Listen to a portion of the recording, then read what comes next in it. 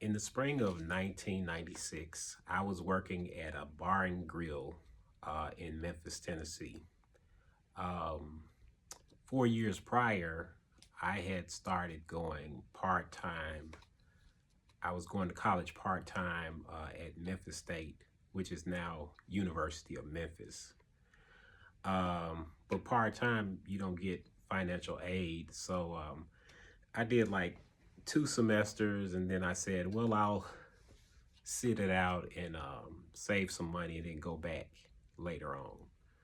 But 4 years passed, and I was doing all these crappy jobs like McDonald's and um, restaurant jobs, washing dishes or prep cook or whatever.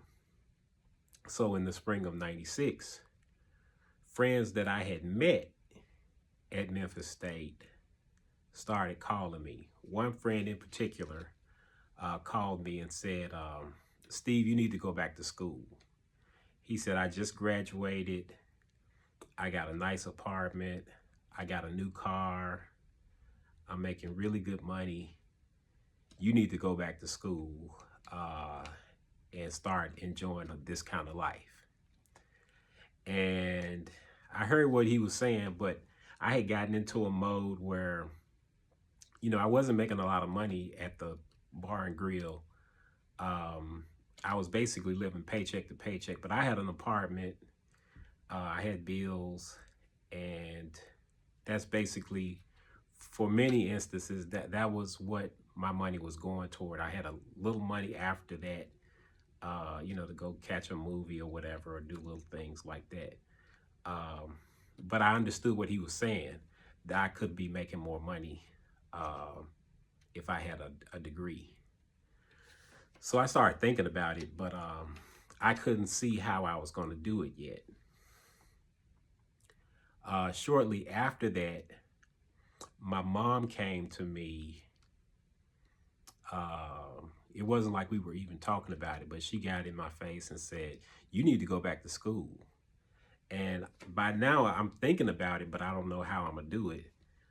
One of the major questions I had was, how to finance it. So I asked her, I said, are you going to help me go back to school? She said, no, but you need to go back to school. And I was like, okay. So I'm just thinking about it. I haven't figured out how I'm gonna do it yet, but I'm thinking about it. And shortly after that, I was shopping in this store that sold Asian items like martial art weapons and that type of stuff. And without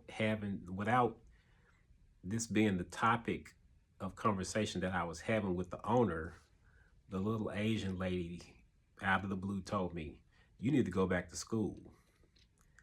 And I didn't know how to answer that with her. I didn't know how to respond because I didn't know her well, but I just took it to heart.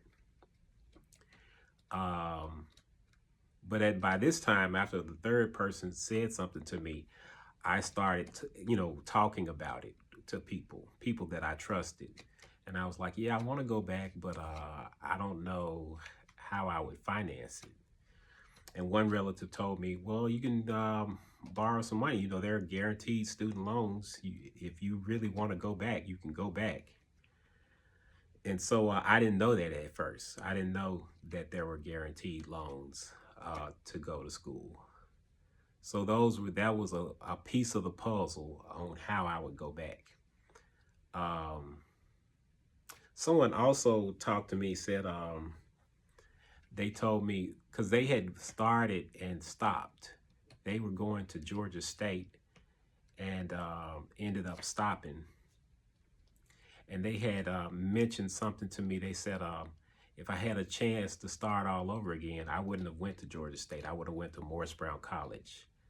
And the reason she said that was because she said she felt like a number at Georgia State.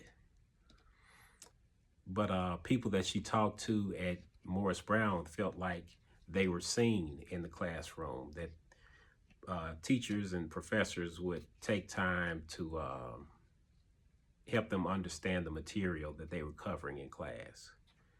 So that was another piece of the puzzle, that I would go to Morris Brown, but I still hadn't.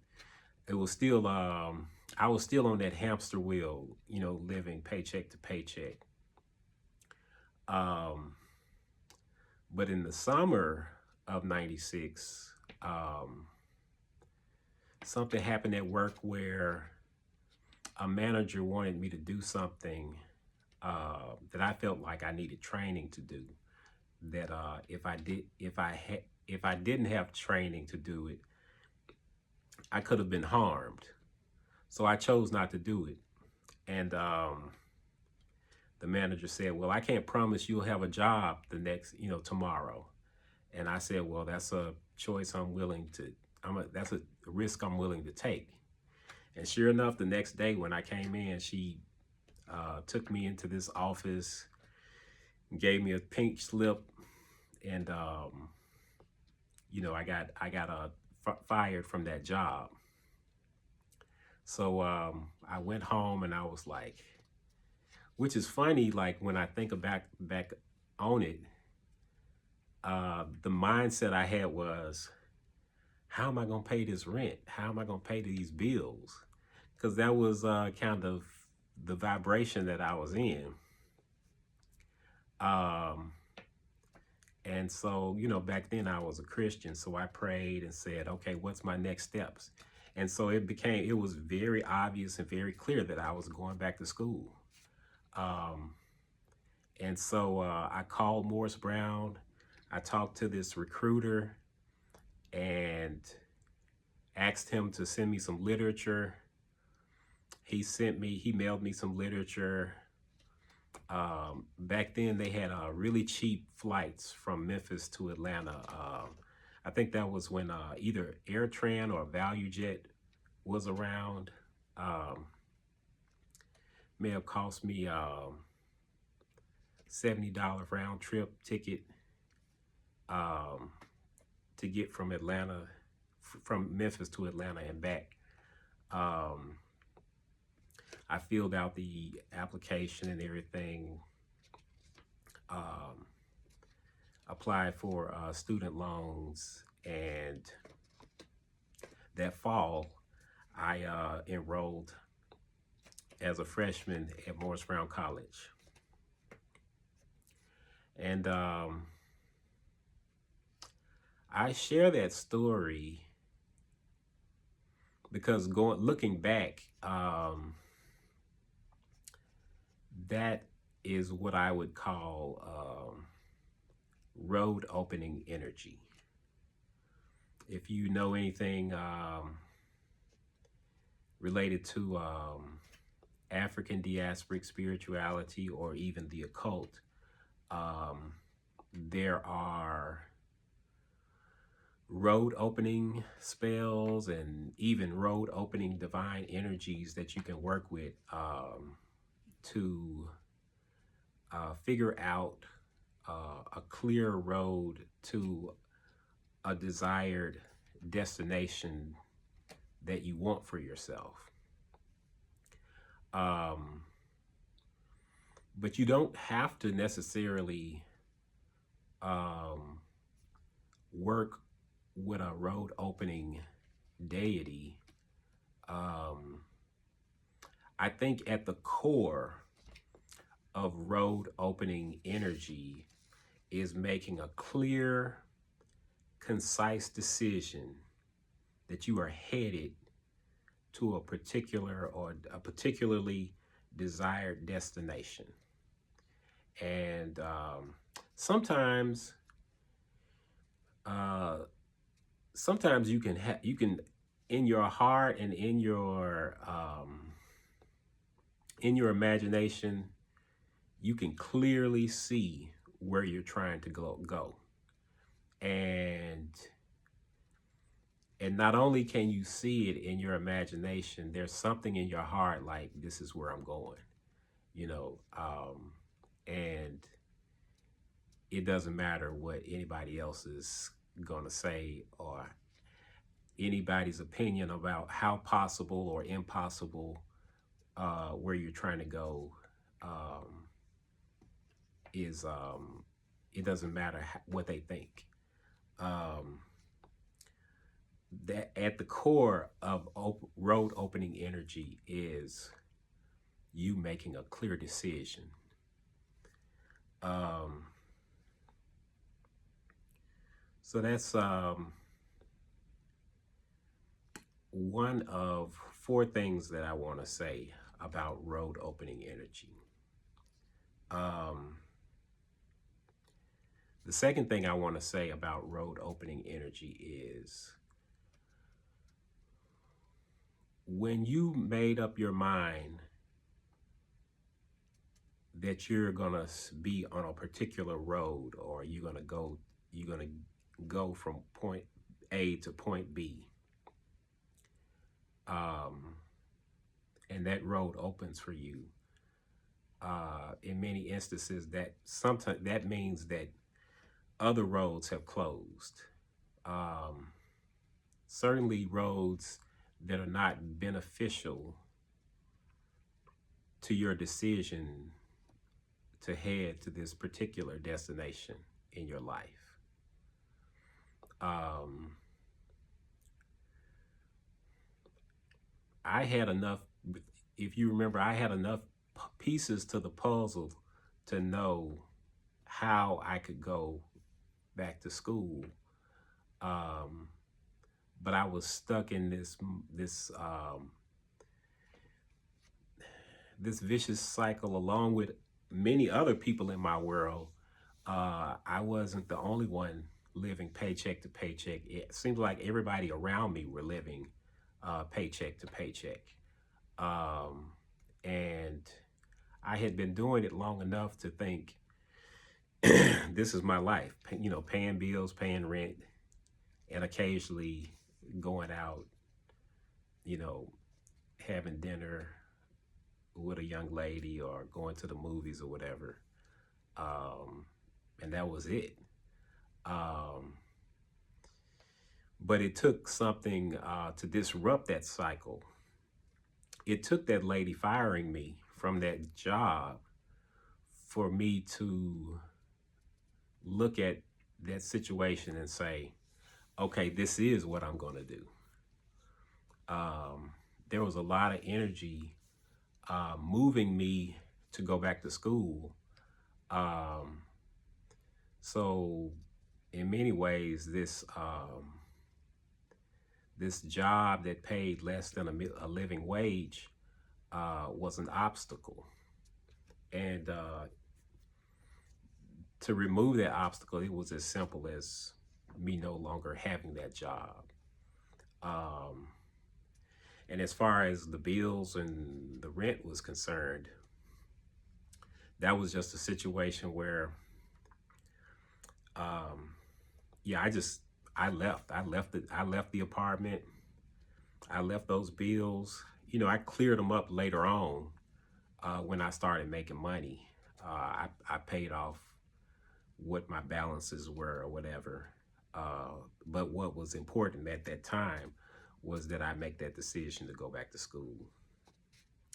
It's also like if you remember the movie Star Wars: A New Hope, um, Obi-Wan Kenobi told Luke Skywalker that he should go with him to help, you know, fight with the rebellion against the Empire.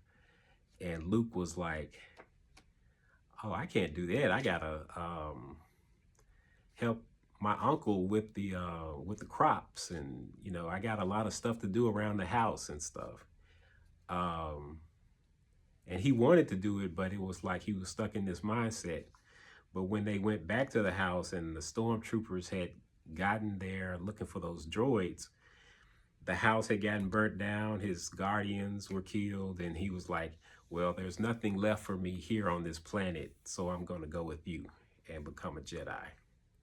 Sometimes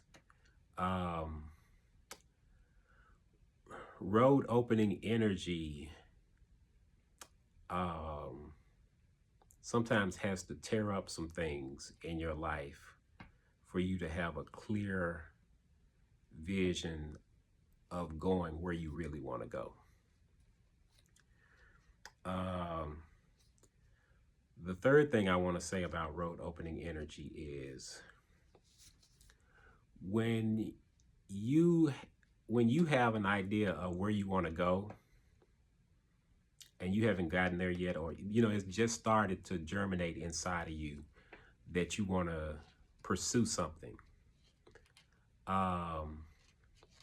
Sometimes it's important to be silent and to be cloaked about your intentions. Because just like, my story about being caught in that vicious cycle of being, working paycheck to paycheck, kind of like being on a hamster wheel. Everybody around you is doing the same thing. Everybody around you is on hamster wheels. And some people prefer you on a hamster wheel because they need the company.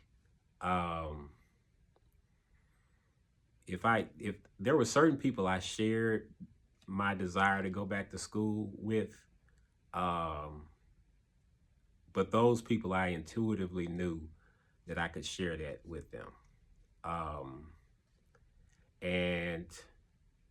But there are other people I just didn't even share it with them because they just, it was part of it. It was part of sometimes being stuck in a cycle that you want to get out of.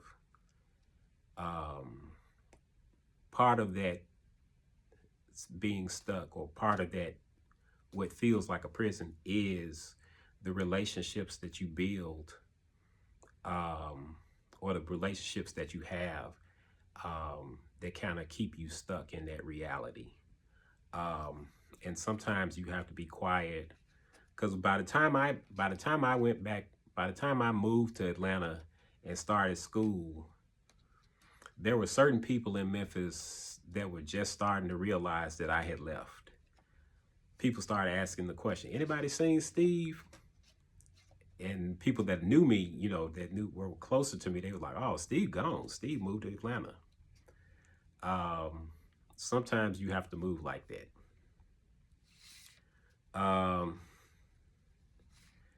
The last thing I want to say about road opening energy is you don't have to have the whole plan to start.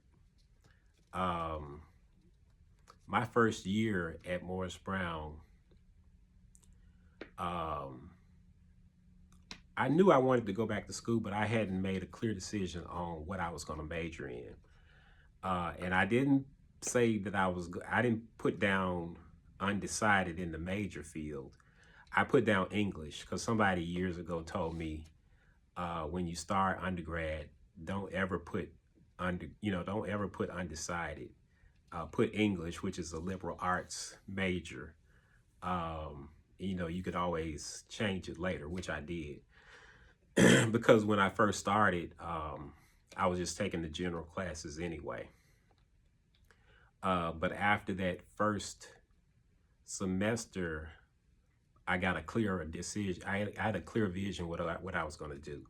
I wanted to major in business administration with a concentration in finance. And even after that, it changed even more in my sophomore year. I changed it from finance to accounting. But my first year, as far as a GPA was concerned, I had a 2.7 the fall semester and a 2.8 cumulative GPA by the end of my freshman year. But I started hearing stories and developing relationships with people. And this young lady who had already graduated, she came and visited our class in Principles of Accounting 1, she was working at Deloitte and Touche.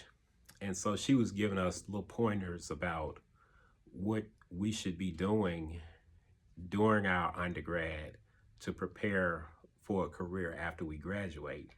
And she was saying, you got to get some internships. You got to get some summer internships. So when the before the sophomore year started, I went to the Career Placement Center and told them that I wanted a internship the following summer. And when the lady saw that I had a 2.8 GPA, she said, I can't do anything with this. She said, you need to have at least a 3.0 for companies to even look at you. She said, I tell you what I'm going to do. She said, I'll get you a summer internship for the upcoming summer. She said, but you have to get your GPA up to 3.0 by the end of this fall semester. And so that kind of lit a fire up under me to start to pursue academic excellence, which I pushed. I got that 3.0 by the end of that fall semester, and I kept pushing it up. By the time I graduated from undergrad, I was at a 3.4, which meant that I was working really, really hard. And I always thought about, man, if I could have just worked a little harder that freshman year. But freshman year, I was just acclimating myself to college life. But 3.4 is a good GPA. So that's what I wanted to share about road opening energy. If you don't, like I said, at the core of road opening energy is a clear and concise decision that you are going to do something. And I think that type of energy, that clearness of where you want to go and your willingness and energy to go for it is road opening energy enough. If you want some extra help in terms of energy,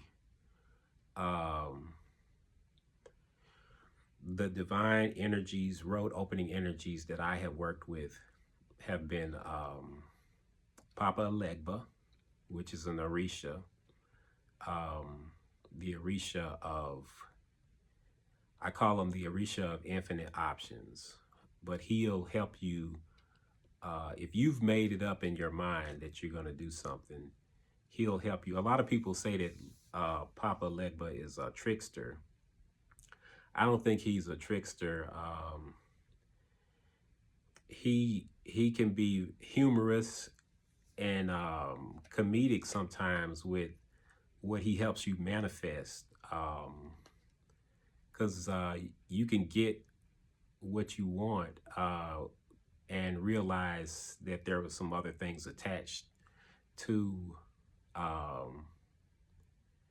you getting what you wanted that you didn't think about. So I don't call that trickster. That's just, for me, that's just the law of polarity. Like, just, you get what you want, but sometimes you get some other things that you didn't realize that you prefer not to have or whatever.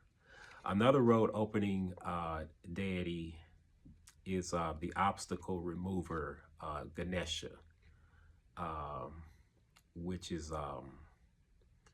part of the Hindi spiritual tradition. There are other road opening energies. I've never worked with the ancient Egyptian god Neith, but she's a road opener. But I have worked with Kali Ma. Kali Ma is not, by traditional sense, she's not a road opener, but she can open roads for you. She can clear the road. She can help you clear the road to get where you want to go. But like I said earlier, you don't have to necessarily work with any of these energies. But if you have relationships with these energies, they will help you. So that's my message on road opening energy. You may not feel like it at this time, but the way the world is going right now, the way there's a lot of chaotic energy around us. In some instances, that could be good, you know, in terms of road opening energy.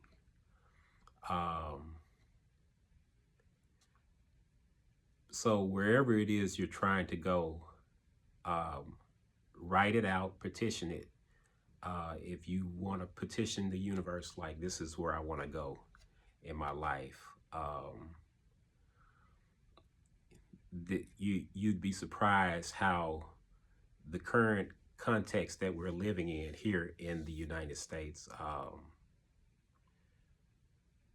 whether situations feel favorable or not, sometimes this energy can work in your favor. In terms of some roads closing in order for the road that you want to open up for you. Peace and blessings.